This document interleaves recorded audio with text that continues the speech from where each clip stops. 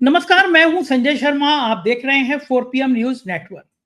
किसी टाइम में अरविंद केजरीवाल और आम आदमी पार्टी को रोइंगा रोइंगा इस तरह के लोगों को बसाने वाला, दिल्ली को बदनाम करने वाला, बर्बाद करने वाला नेता बताती थी भारतीय जनता पार्टी। कहती थी कि ये पूर्वांचल के लोगों को या इस तरह के लोगों को लाके बसा दिया गया है। राज्यसभा में आपको जेपी नड्डा जी का भाषण याद होगा। अब इसी मुद्दे पर घमासान है। अरविंद केजरीवाल ने कह दिया कि एक विधानसभा में जहां 1 लाख वोट होते हैं, वहां 13,000 नए वोटर कहां से आ गए। यूपी और बिहार के लोगों को लाके यहाँ वोटर बनाने की प्लानिंग है। और ये जो वोट बनाए जा रहे हैं, वोट कटवाए जा रहे हैं, इसका खेल का खुलासा उन्होंने कर दिया। अब इस बात से तिलमिला गई। दिल्ली में महासंग्राम छिड़ा हुआ है। दिल्ली का चुनाव बड़ा सेंसिटिव है, इसलिए प्रधानमंत्री जी ने तत्काल एक पॉडकास्ट जारी कर दिया। आपने देखा होगा, इंटरव्यू दे रहे हैं कि मैं तो बड़ा, मेरे घर पे गांव में एक तालाब था, मैं घर के कपड़े धोने मुझे दे दिए जाते थे, मैं वहां जाता था। अब प्रधानमंत्री जी की इन बातों को कोई गंभीरता से लेता है या हंसता है, ये मैं नहीं बताऊंगा, आप खुद समझ सकते होंगे। क्योंकि हमने सोचा कि जब प्रधानमंत्री बता रहे हैं कि तालाब में कपड़े धोने जाता था, तब वो बताएंगे उसी तालाब से एक मगरमच्छ आ जाता था, मैं कंधे में लाद के मगरमच्छ को ले आता था। लेकिन मगरमच्छ नहीं आया। मैंने अभय द्विवेदी जी से पूछा कि इस पॉडकास्ट का दिल्ली के चुनाव से पहले करने का मतलब क्या है। कह रहे हैं कि लोग मुझे गाली देते हैं, मुझे। तो पॉडकास्ट में प्रधानमंत्री ने कहा कि मुझे लोग गालियां देते रहते हैं, दिन भर गाली देते रहते हैं। अब मैंने तो कभी सुना नहीं कि राहुल गांधी ने, सोनिया गांधी ने, मैंने, अभय जी ने कभी प्रधानमंत्री जी को गाली दी। वो गाली प्रधानमंत्री जी के कान में कौन दे जाता है, ये बात मैंने अभय द्विवेदी जी से पूछी। अभय द्विवेदी जी ने पूछा कि ये तो बड़ी खराब बात है, ट्रम्प चचा जो है वो इन्विटेशन ही नहीं दे रहे हैं, इंटरनेशनल बेइज्जती कराना चाहते हैं हमारे प्रधानमंत्री की। तो उन्होंने कहा हो सकता है कि ट्रम्प डायरेक्ट फोन करें और नोएडा चैनल के एंकरनियां बिल्कुल प्रोमो तैयार करके बैठे होंगे, नीचे से आग जल रही है, बिजली कड़क रही है, उधर से मोदी जी और ट्रम्प एक दूसरे का हाथ पकड़े आ रहे हैं कि अब दो दोस्त आ गए हैं। इस तरह की शुरुआत हो सकती है। और नहीं हुई तो ये बड़ी समस्या है, क्योंकि अब कुछ ही दिन बचे हैं ट्रंप के शपथ ग्रहण में और सबको न्योता दे दिया, चीन तक को दे दिया जो अमेरिका का दुश्मन है। चीन ने कहा मैं नहीं आ रहा, राष्ट्रपति ने कहा मेरे यहाँ के सेक्रेटरी आ जाएंगे, लेकिन वो न्योता भारत नहीं आ रहा। अभय द्विवेदी जी ने विस्तार से बताया इसका कारण क्या है। वो शानदार बातचीत है। चलते हैं अभय द्विवेदी जी के पास। आपसे रिक्वेस्ट है चैनल को सब्सक्राइब करना और ज्वाइन करना ना भूलें। 4 PM न्यूज नेटवर्क में स्वागत है अभय द्विवेदी जी आपका। हमें पता ही नहीं था कि हम यूपी वाले और बिहार वाले इतने इंपॉर्टेंट हैं कि देश की राजनीति सिर्फ यूपी बिहार पे केंद्रित हो जाएगी। वैसे तो केंद्रित होती है, लेकिन दिल्ली का चुनाव इतना महत्वपूर्ण जाएगा। हालांकि यूपी के लिए कहा जाता है कि जो दिल्ली पे राज करेगा वो, उसका रास्ता यूपी से होकर निकलता है। लेकिन जिस तरह से संग्राम छिड़ा है भारतीय जनता पार्टी और आम आदमी पार्टी के बीच, कि साहब पूर्वांचल के लोगों का इन्होंने अपमान कर दिया, पूर्वांचल के लोगों का उन्होंने अपमान कर दिया। दोनों एक दूसरे पे आरोप प्रत्यारोप कर रहे हैं, लगा रहे, कस के लगा रहे हैं। इसका मतलब ये है कि दिल्ली के संग्राम में पूर्वांचल के लोगों की अहम भूमिका है। ये बात अब दोनों पक्षों से सामने आ गई। बड़ा सवाल यह है कि पूर्वांचल के लोग अपना नेता किसको चुनेंगे, भारतीय जनता पार्टी को या आम आदमी पार्टी को। किसके बारे में ज्यादा हित समझेंगे। वो कह रहे हैं कि मनोज तिवारी हमारे पूर्वांचल के हैं, तर्क दे रहे हैं। लेकिन बीजेपी के लोग पूछ रहे हैं कि आपकी लिस्ट में अभी तक पूर्वांचल के लोग तो नजर नहीं आ रहे हैं। आम आदमी पार्टी का लॉजिक है कि हमने बहुत सारे पूर्वांचल के नेताओं को अपने यहाँ जगह दी। ये जो संग्राम छिड़ गया है पूर्वांचल के मान और अपमान के, इसकी वजह क्या है? और आपको क्या लगता है कि पूर्वांचल के लोगों के ज्यादा वोट जाने वाले किधर है? देखिए, मैं ऐसे कई पूर्वांचलियों को जानता हूं जो मर्सिडीज चलाते हैं, यानी कि बहुत अच्छे मुकाम पर हैं, बहुत पढ़े लिखे हैं, शिक्षित हैं, बहुराष्ट्रीय कंपनियों में काम करते हैं, कारपोरेट सेक्टर में काम करते हैं। और बहुत से पूर्वांचली आपको सरकारी अफसर भी मिलेंगे, आईएएस अफसर मिलेंगे। लेकिन मुख्य दिल्ली में पूर्वांचली का मतलब अमीर आदमी, अफसर और मर्सिडीज चलाने वाला कारपोरेट सेक्टर का अधिकारी नहीं है। दिल्ली में पूर्वांचली का मतलब है गरीब आदमी, मजदूर आदमी, वो आदमी जो कि कुछ अजीब से छोटे से एक कमरे के घर में रहता है, जो कि पब्लिक ट्रांसपोर्ट में चलता है, और जो बहुत से लोग ठेला लगाते हैं, बहुत से लोग रिक्शा चलाते हैं, बहुत से लोग चाट बेचते हैं, बहुत से लोग कचौड़ियां बना के बेचते हैं सड़कों के किनारे। तो ये है मतलब पूर्वांचली का मतलब, मजदूरी करते हैं बहुत से लोग। ई रिक्शा दिल्ली में बहुत चल रहे हैं, उनमें बहुत बड़े पैमाने पर पूर्वांचली लोग ई रिक्शा चलाते हुए मिलेंगे। जो बड़े बड़े जो बड़े बड़े अपार्टमेंट्स हैं, उन अपार्टमेंट्स के आगे डंडा लिए हुए जो गार्ड्स खड़े हुए हैं, वो पूर्वांचली हैं बहुत। इन पूर्वांचलियों में ओबीसी समाज से आए हुए लोग बड़ी संख्या में हैं, ब्राह्मण समाज से आए हुए लोग बड़ी संख्या में हैं, और दूसरी ऊंची तथाकथित ऊंची जातियों से आए हुए लोग भी बड़ी संख्या में हैं। उसमें दलित लोग भी पूर्वांचली यहाँ बड़ी संख्या में हैं। और पूर्वांचलियों का दूसरा मतलब है यूपी वाले और बिहार वाले। तो यूपी वाले और बिहार वालों में यूपी वालों की संख्या बिहार वालों से थोड़ी सी ज्यादा है, यानी यूपी वाले इस पूर्वांचलियों में नंबर 1 पर है और बिहार वाले नंबर 2 पर हैं। और ये दिल्ली की डेमोग्राफी में, दिल्ली की आबादी मूलक संरचना में ये परिवर्तन पिछले 30-35 साल में हुआ है। तो जिस पार्टी को दिल्ली में चुनाव लड़ना है और जीतना है, उसके लिए जरूरी है कि 38 से लेकर 40% वोट जो पूर्वांचलियों का है, इस वोट को अपनी ओर खींचे। तो दिल्ली में इस वक्त जो लड़ाई हो रही है, उस लड़ाई के पीछे एक तो ये तथ्य है कि पूर्वांचलियों ने आकर दिल्ली की राजनीति की कुंजी विभाजन के समय आए हुए पंजाबी व्यापारियों के हाथ से छीन ली है, और दिल्ली के जो पुरानी दिल्ली में रहने वाले जो पारंपरिक लोग हैं उनके हाथ से छीन ली है। चुनाव जीतने की कुंजी उनके पास है। 70 सीटों में कम से कम 25 से लेकर करीब 30-32 सीटों तक में पूर्वांचलियों का बड़ा प्रभाव है। मुसलमानों में भी आपको बहुत से पूर्वांचली मिलेगी, मतलब पूर्वांचली इस तरह। इसका एक दूसरा पहलू भी है। देश पर पिछले 10 साल से राज कर रही पार्टी, और उससे पहले अटल बिहारी वाजपेयी के नेतृत्व में 6 साल राज कर चुकी पार्टी, दुर्भाग्य से या डिजाइन से या अक्षमता से, किसी भी तरीके से कहिए, वो दिल्ली के पूर्वांचलियों में लोकप्रिय नहीं है। मैं विधानसभा चुनाव के संदर्भ में कह रहा हूं, लोकसभा चुनाव के संदर्भ में नहीं कह रहा हूं। विधानसभा चुनाव के संदर्भ में दिल्ली की जो राजनीति है, उसमें पूर्वांचलियों में भारतीय जनता पार्टी लोकप्रिय नहीं है। दिल्ली के पूर्वांचली जो है वो मानते हैं कि ये पंजाबी बनियों की पार्टी है, ये जेटलियों की पार्टी है, ये कोहलियों की पार्टी है, अरोड़ों की है, खन्नाओं की है, इस तरह के लोगों की पार्टी है, भाटिया लोगों की पार्टी है, इन लोगों की पार्टी है। अच्छा, भारतीय जनता पार्टी इस छवि के दायरे से निकल नहीं पाती है।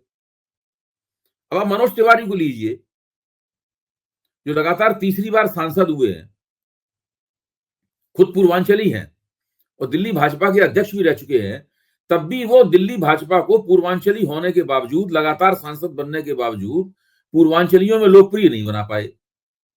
आज स्थिति क्या है? स्थिति यह है कि भाजपा की वजह से मनोज तिवारी को वोट मिलते हैं, नरेंद्र मोदी की वजह से मनोज तिवारी को वोट मिलती है, लेकिन मनोज तिवारी की वजह से भाजपा को एक भी वोट नहीं मिल सकता। मनोज तिवारी अगर भाजपा को कोई वोट दिलाना चाहे तो उनके कहने पे कोई वोट नहीं देगा।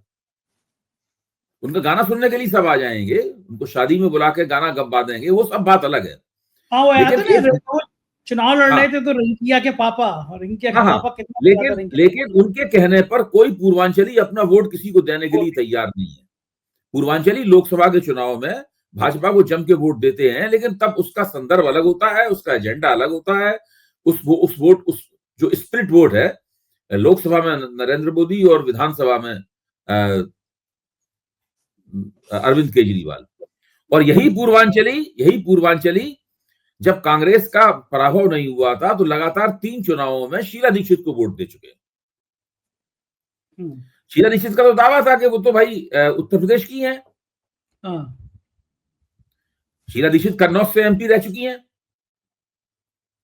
और वो दीक्षित परिवार की, विरोध दीक्षित की पत्नी, वो दीक्षित परिवार की हैं, जो कि नेहरू परिवार के खास आदमी थे।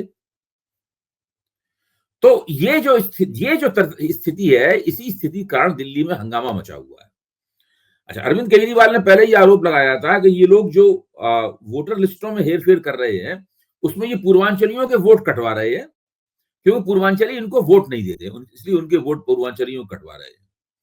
तो भारतीय जनता पार्टी इस पे बहुत ही नाराज बैठी हुई थी, इस सवाल को लेकर कि भाई हम पे आरोप लगाया जा रहा है कि हम पूर्वांचलियों के वोट कटवा रहे हैं। इसलिए जैसे ही अरविंद केजरीवाल के मुंह से ये निकला कि यूपी और बिहार से लोगों को ला लाकर, बाहर से लोगों को ला लाकर यहाँ पर फर्जी वोट बनवाए जा रहे हैं, वैसे ही केवल इसी चीज को उन्होंने पकड़ लिया और दिल्ली में मनोज तिवारी के नेतृत्व में उन्होंने एक हंगामा उन्होंने किया, जिसमें पुलिस को वाटर कैनन चलानी पड़ी, पानी की बौछार करनी पड़ी और कुछ लोगों को गिरफ्तारी वगैरह भी करनी पड़ी। और हम अरविंद केजरीवाल की ईंट सीट बजा देंगे वगैरह, इस प्रकार की डायलॉगबाजी हुई। अब स्थिति ये है कि सवाल प्रश्न ये है कि क्या ये सब करने से पूर्वांचली विधानसभा में अपनी मतदान प्राथमिकताओं पर पुनर्विचार करने लगेंगे?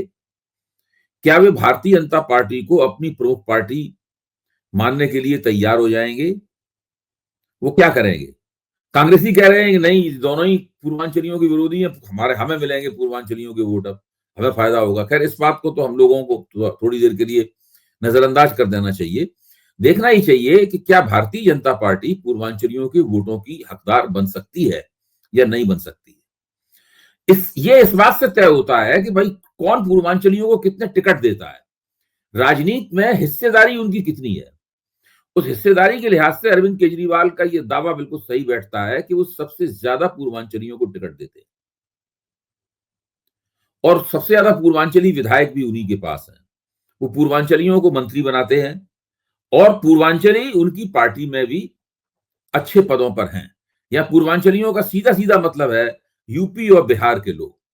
हम सब लोग जानते हैं कि दिल्ली आम आदमी पार्टी के एक बहुत बड़े नेता हैं मनीष सिसोदिया।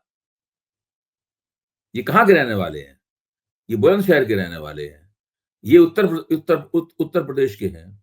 संजय सिंह को आप देखिए, जो लगातार सांसद हैं, 2 बार से सांसद हैं संजय सिंह सुल्तानपुर के रहने वाले हैं। तो जो आम आदमी पार्टी है, ऐसे बहुत से लोगों को मंच पर पेश कर सकती है और करती है, जो कि पूर्वांचल के हैं, पूर्वांचल की नुमाइंदगी करते हैं और बहुत बड़े पैमाने पर पूर्वांचली वोटरों के बीच में वो लोकप्रिय भी है। तो ये एक ऐसी स्थिति है, इसलिए पूर्वांचलियों के ऊपर यहाँ पर संग्राम दिखाई पड़ता है। मुझे तो नहीं लग रहा है कि जब तक भारतीय जनता पार्टी कुछ असाधारण किस्म की योजना पेश नहीं करती, जो खास तौर से पूर्वांचली मतदाताओं को संबोधित हो, तब तक पूर्वांचली उनकी तरफ देखेंगे हमदर्दी से। मुझे इसमें पूरा शक है। बिल्कुल ठीक है ना अभय जी। और मैंने तो देखा कि जब संजय सिंह की गिरफ्तारी करा दी गई थी, ईडी ने उनको जेल भेज दिया था, तो सुल्तानपुर से भले रहने वाले हैं, लेकिन पूर्वांचल में संजय सिंह का बड़ा प्रभाव है, बहुत लोकप्रिय हैं। तो बिल्कुल किसी के दोस्त हैं, किसी के भाई हैं, हर एक के संग खड़े हो जाते हैं। उत्तर प्रदेश में संघर्ष करते हुए नजर आ रहे हैं। तो बनारस आम आदमी पार्टी के उत्तर प्रदेश में पॉइंटमैन संजय सिंह ही है। आम आदमी पार्टी को उत्तर प्रदेश में खड़ा करने का काम संजय सिंह को ही सौंपा गया है। तो जो उत्तर प्रदेश के पूर्वांचल वाले वोट बैंक कह सकते हैं, पूर्वांचल के नेता कह सकते हैं, वो तो संजय सिंह के सीधे संपर्क में है।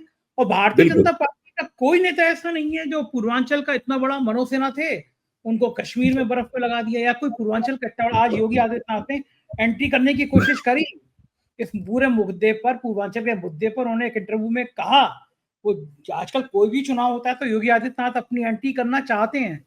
वो देश के नेता हो गए हैं बड़े वाले, तो उनको लगता है कि ऐसा कोई राज्य का चुनाव ना हो जिसमें मेरी एंट्री ना हो। लेकिन आपको लगता है कि संजय सिंह के संग जो किया, मैंने उस समय देखा था, खासतौर से छत्रियों में बड़ी नाराजगी थी कि बीजेपी जिस तरह संजय सिंह को परेशान कर रही है। तो ये पूर्वांचल का जो बढ़त है, वो तो ऑटोमेटिकली मुझे लगता है आम आदमी पार्टी की तरफ जाती हुई नजर अभी से आने लगी है। तो बीजेपी नहीं, मैं आपके विश्लेषण से सहमत हूं। और आप ये देखिए कि भारतीय जनता पार्टी आमतौर पर उत्तर प्रदेश के जो पूर्वांचली हैं, उत्तर प्रदेश का जो पूर्वी इलाका है, जो ईस्टर्न यूपी है, वहां भी भारतीय जनता पार्टी की राजनीति कमजोर है। भाजपा उत्तर प्रदेश में 2017 का लोक विधानसभा चुनाव जीत चुकी है, फिर 2022 का विधानसभा चुनाव जीत चुकी है, और लोकसभा के 3 चुनाव लड़े हैं उसने, 2 चुनाव जीते हैं और 1 चुनाव में बुरी तरह हारी है। तो आप देखिए, जो पूर्वी उत्तर प्रदेश है, वहां भारतीय जनता पार्टी का प्रदर्शन हमेशा ही देश के अन्य हिस्सों के मुकाबले कमजोर रहता है। तो पूरब के लिहाज से भारतीय जनता पार्टी का हाथ हल्का है। दूसरी एक और बहुत महत्वपूर्ण पहलू है, इसकी तरफ ध्यान देना पड़ेगा। भारतीय जनता पार्टी देश के अमीर लोगों की पार्टी है। ये मैं इसलिए नहीं कह रहा हूं, मैं कोई फिक्रेबाजी नहीं कर रहा हूं।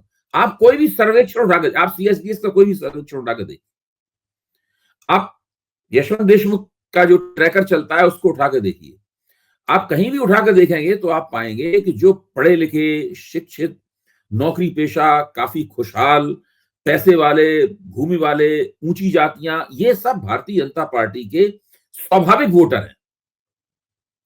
गरीब आदमियों के वोटरों में, जो गरीब आदमी जब वोटर के तौर पर सामने आता है, तो उसकी प्राथमिकता भारतीय जनता पार्टी बाद में होती है। भारतीय जनता पार्टी को उसके भी वोट मिलते हैं, लेकिन उसकी प्राथमिकता बाद में होती है। दूसरी पार्टियां उसकी प्राथमिकता पहले बनती हैं, जो भाजपा के मुकाबले खड़ी हुई है। ये एक महत्वपूर्ण तथ्य है, जो कि भारतीय जनता पार्टी को अमीर आदमियों की एक स्वाभाविक पार्टी के रूप में चित्रित करता है। और दिल्ली में, खासतौर से दिल्ली में, उत्तर प्रदेश और बिहार की स्थिति अलग है, लेकिन दिल्ली में जो पूर्वांचली आते हैं, मैं पहले ही कह चुका हूं, या पूर्वांचली का मतलब है गरीब, मेहनतकश, मजदूर, वंचित, निम्न आय वर्ग का व्यक्ति, ये वो है। तो ये स्वाभाविक रूप से भारतीय जनता पार्टी का वोटर नहीं है। दिल्ली का चुनाव अच्छा ऐसा फंस गया कि प्रधानमंत्री जी अब कोई कोर कसर बाकी रखना नहीं छोड़ रहे। पॉडकास्ट आ गया। हर पहले चुनाव से पहले प्रधानमंत्री जी तपस्या करने चले जाते थे, कई कैमरों के साथ चले जाते थे, वो ध्यान लगा लिया करते थे केदारनाथ में और मंदिरों में, और कैमरे चलते रहते थे। लेकिन इस बार पॉडकास्ट आ गया और बड़ा प्रधानमंत्री जी कह रहे हैं ये लोग मुझे गालियां ही देते रहते हैं, मैंने तो बड़ा सब्र किया है, लोग मुझे गाली देते रहते हैं जो उनके पास। मैं आज तक मुझे नहीं दिखाई दिया अवैध जी कि आपने कभी प्रधानमंत्री को गाली दी हो, राहुल गांधी ने कभी प्रधानमंत्री को गाली दी हो, सोनिया गांधी ने प्रधानमंत्री को गाली दी। ये गाली प्रधानमंत्री के कान में दे कौन आता है जो देश को सुनाई नहीं पड़ती? ये आलोचना कोई गाली मानते हैं ना संजय जी, ये आलोचना कोई गाली मानते हैं। इनकी अगर आलोचना की जाती है तो ये मानते हैं कि हमको गाली दी जा रही। जब तक आप प्रधानमंत्री का बिल्कुल झुक के समर्थन नहीं करेंगे, उनसे पूर्ण रूप से सहमत, समर्पित, समर्थन भी ऐसा नहीं है जिसमें आप तन के समर्थन करना चाहें, वो पसंद नहीं है उन्हें। आप अपने सम्मान की, अपनी गरिमा और सम्मान को कायम रखते हुए उनकी ताबेदारी या उनकी मातहती स्वीकार किए बिना अगर उनका समर्थन करना चाहें तो वो समर्थन भी उनको पसंद नहीं है। अच्छा, मतलब वो राज्यसभा के उपसभापति, इतनी देर से कहने की कोशिश कर रहा हूं कि भारतीय जनता पार्टी अमीर लोगों की पार्टी है। जिन सज्जन ने प्रधानमंत्री के साथ पॉडकास्ट आयोजित किया था वो कौन है?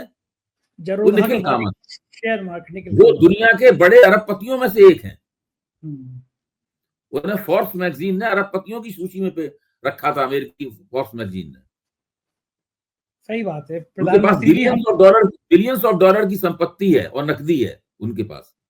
अगर ये किसी गरीब पूर्वांचली पत्रकार को इंटरव्यू देते या उसके साथ पॉडकास्ट करते नरेंद्र मोदी, तो बात समझ में आ सकती थी। गरीब आदमी का नरेंद्र मोदी से कोई ताल्लुक नहीं है। वो तो कह रहे थे कि राहुल गांधी ने एक बार जो कहा था ना, सूट बूट की सरकार है, ये सरकार वास्तव में सूट बूट की सरकार है।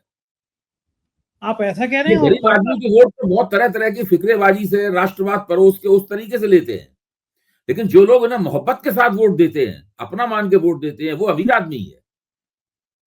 वो जो है उस पॉडकास्ट में कह रहे थे कि मेरे घर के पास एक तालाब था, घर के सब कपड़े मुझे ही धोने होते थे, इसलिए तालाब से मुझे लगा कि अगले चरण में वो आएगा कि तालाब में एक मगरमच्छ था, लेकिन मगरमच्छ भी नहीं आया आज। मतलब वरना कि मगरमच्छ उठा के टांग के ले जाते थे। एक बाल कथा में बड़े उनकी चित्रण ऐसा हुआ। ये जो कहानियां लाते हैं कि मैं घर के कपड़े मुझे धोने होते थे, एक तालाब था, प्रधानमंत्री को लगता है कि देश अभी भी इन बातों पर यकीन करेगा उनकी?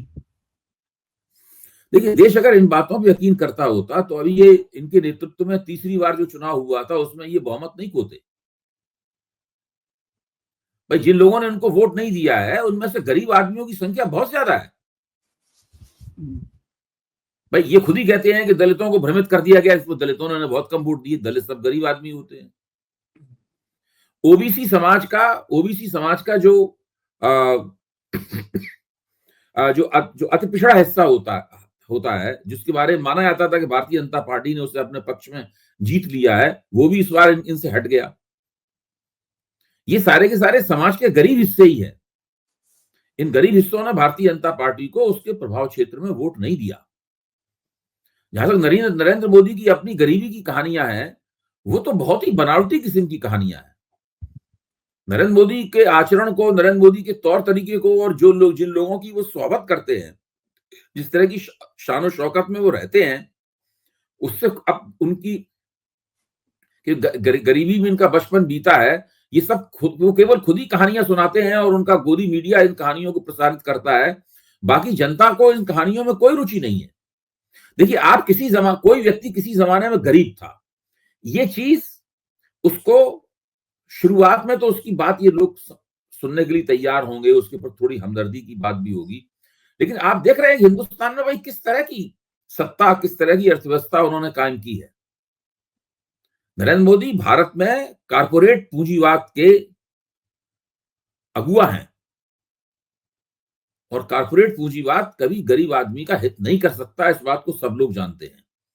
और मैं जो अर्थव्यवस्था की ऊपर अभी आपसे 2 दिन पहले जो बातचीत हुई थी, उसमें मैंने साफ तौर पर बताया था कि जो असंगठित क्षेत्र है, उसमें देश का 94 100 में से 94 लोग जो है 94% लोग असंगठित क्षेत्र में काम करते हैं और वो आमतौर पर या तो निम्न आय वर्ग के हैं या निम्न मध्यम वर्ग के हैं।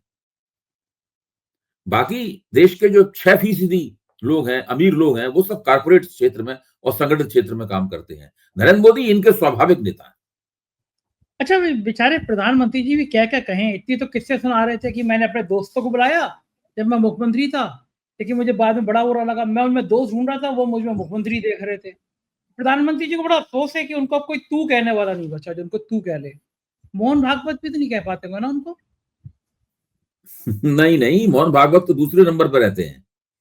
मोहन भागवत उनके ऊपर घुमा फिराकर बड़े संकोच के साथ कुछ छींटाकशी तो कर पाते हैं, लेकिन मोहन भागवत को उन्होंने हिंदुत्व की जो राजनीति है, राष्ट्रीय स्वयंसेवक संघ, भाजपा और हिंदुत्ववादी राजनीति है, उसमें मोहन भागवत को नरेंद्र मोदी ने दूसरे नंबर पर कर दिया है।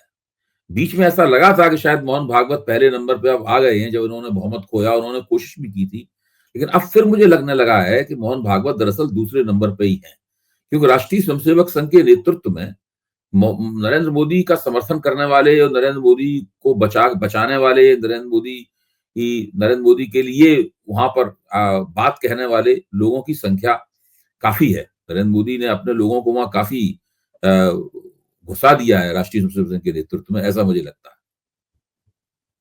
आज वो बता भी रहे थे, कह भी रहे थे कि अच्छा, दूसरा एक और बात संजय जी, एक और चीज आपसे मैं साझा करना चाहता हूं। ये वही नरेंद्र मोदी हैं जिन्होंने लोकसभा चुनाव के दौरान ये कहा था कि वो उन्हें लगता है कि वो नॉन बायोलॉजिकल है। आज तो पलट गए वो। हाँ, और उनके बारे में वो विष्णु का अवतार हैं, वो देवताओं के देवता हैं, ये सब उनके जो सहयोगी हैं और वो सब लोगों ने ये बातें कई बार कही। नरेंद्र मोदी ने कभी इन बातों का खंडन नहीं किया और उसके बाद चुपचाप सुनते रहे और बाद में खुद अपने आप को नॉन बायोलॉजिकल घोषित कर दिया।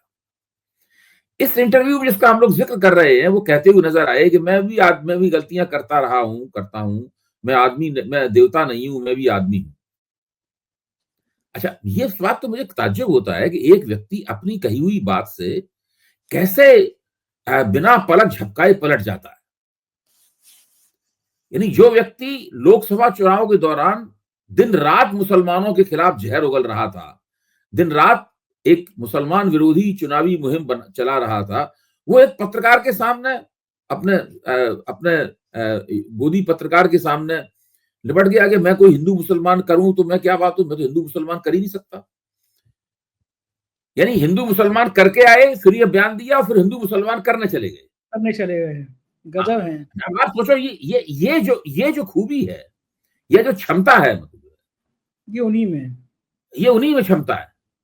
मुझे लगता है कि नरेंद्र मोदी को विश्वास है कि अगर वो कोई बात कहेंगे और उनका जो गोदी मीडिया है उस बात का बार बार प्रचार करेगा तो लोग उसको सही मान लेंगे, सच मानने लगे। हाँ, जब लोगों को ध्यान दिलाया जाएगा कि नहीं भाई ये तो आदमी झूठ बोल रहा है, तो लोग उस बात को नहीं मानेंगे। ऐसा नरेंद्र मोदी ने कुछ ऐसा मन में मान लिया है।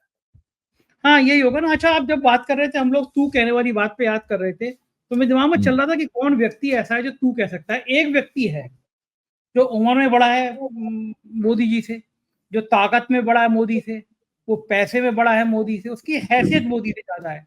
उसका नाम है ट्रंप। देखो उस बेचारे ने बुलाया ही, वरना ट्रंप के पास जाते, ट्रंप कहता और तू मोदी कैसा है, उम्र भी बड़ा है, हैसियत भी बड़ा है, लेकिन वो बेचारा बुलाया ही था। तो एक व्यक्ति था। बाकी तो ये बराक, आपको याद होगा वो थपथपाते हुए बराक।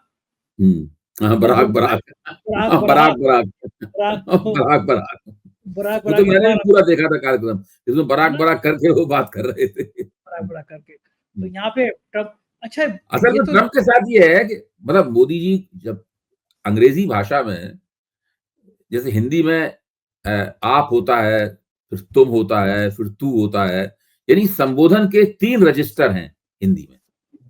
हम किसी व्यक्ति को 3 तरह से संबोधित कर सकते हैं। हम आप कहते हैं, तुम कहते हैं और तू कहते हैं। दिक्कत की बात ये है कि अंग्रेजी में केवल एक ही रजिस्टर है, यू। यू। यू यू के अलावा और कोई किसी दूसरे को संबोधित करने का ट्रम्प को फिर कोई हिंदी रजिस्टर। सिखानी पड़ेगी पहले इनको, अगर इनको हाँ, तो मोदी जी। पहले अगर ट्रम्प को हिंदी सिखानी होगी, तब फिर उनसे तू सुनना होगा। हाँ, तो उनको उससे अच्छा पहले भी तू नहीं लगेगा। सुन पाएंगे। हुँ। लेकिन बुला क्यों नहीं रहे हैं वो, न्योता क्यों नहीं दे रहे हैं? अब तो दिन के बचे कितने हैं? हाँ, ये मुझे भी ताज्जुब है भाई। ट्रम्प तो खुद भी मैं ये तो बात ट्रम्प तो मैंने खुद भी कहते हुए सुना है कि भाई मोदी मेरे दोस्त हैं। वो मोदी तो कहते ही रहते हैं कि ट्रम्प उनके मित्र हैं। अब की लेकिन बार ट्रम्प क्यों नहीं बुला रहे हैं? अच्छा, ये भी अपने आप में मुझे तो लग रहा था मोदी को बुलाएँगे। मुझे बस पहले हो लगता था कि सकता है मोदी जी को हो सकता है कि बुलाएँगे। आज आज न्योता है कि कल तक टेंशन में होंगे, लेकिन कल रात हाँ। को बरी हो गए हैं वो, उनको सजा नहीं, मतलब वो जेल नहीं जाना पड़ा, जुर्माना नहीं करना पड़ा। हुँ, हालाँकि सजा हुँ, वाले पहले आदमी होंगे वो। तो हो सकता है हुँ। कल रात को थोड़ा फ्री हो, वाइन-वाइन पिया उन्होंने। आज सुबह गंगा जल वंगा जल पी के वो कहें मोदी तुम्हें आना है। लेकिन अगर नहीं आया न्योता, तो हुँ। मोदी की राजनीति पे क्या वाक़ई में ग्रहण लग जाएगा? नहीं, मोदी जी की ये दावा देख ऐसा है कि अमेरिका के साथ भारत के संबंध कैसे होंगे, भारत की अर्थव्यवस्था कैसे चलेगी, अमेरिका उसको किस तरीके से समर्थन देगा भारत की अर्थव्यवस्था को, इस ये बहुत ज़रूरी है। मोदी के लिए क्या सभी जो अगर और कोई प्रधानमंत्री होता उसके लिए भी बहुत ज़रूरी होता। और मोदी के लिए विशेष रूप से इसलिए ज़रूरी है कि उन्होंने ट्रम्प की राजनीति में काफ़ी इन्वेस्ट किया है। काफ़ी ट्रम्प की राजनीति में अपना उन्होंने निवेश किया है। तो वहाँ मोदी के लिए बहुत ज़रूरी है। अब तो एक ही तरीके से मोदी जी इस समस्या से बच सकते हैं कि 2-3 दिन बाद ट्रम्प का फ़ोन आया मोदी को खुद और वो फ़ोन पे स्वयं मोदी जी को निमंत्रित करें। उसके बाद ट्रम्प और मोदी की जो फ़ोन पे हुई बातचीत टेप करके जो है पूरे मीडिया मोदी मीडिया में सुनाई है।